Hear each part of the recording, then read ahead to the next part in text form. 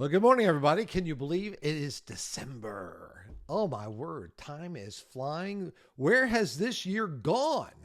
I'll tell you, I am absolutely amazed at how time flies. And it seems to me like the older I get, the quicker it goes by. At least that's how it feels to me.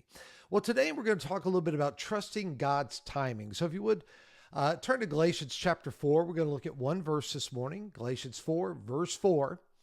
And it says this: when the time came to completion, God sent his son, born of a woman, born under the law. All right.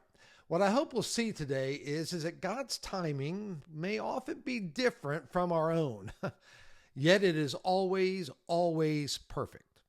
Galatians 4:4 reminds us that Jesus came when the time came to completion. What does that mean? It means at precisely the right moment in history. That's what it means.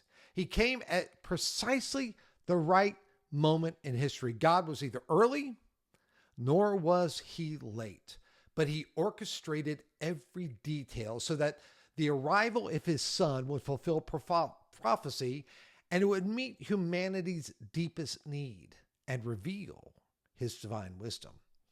So as we approach Christmas, this truth reassures us that God is not indifferent to our waiting.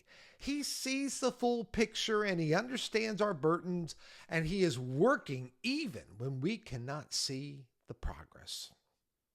I understand waiting is not easy, especially when prayer seems unanswered or whenever circumstances feel like it's delayed. But Scripture shows that God uses waiting to shape our character. He uses waiting to deepen our trust and to prepare the way for his perfect plan. So just as Israel waited for a Messiah through generations of silence, we too must learn to trust that God is faithful in every season. When he delays, it's not out of forgetfulness, but out of divine purpose. So as you reflect on the birth of Jesus, remember that his arrival was the culmination of centuries of waiting. It was a reminder that God always keeps his promises. So during this Christmas season, I get it, emotions can be mixed: joy, anticipation, but also longing for what has not yet come to pass.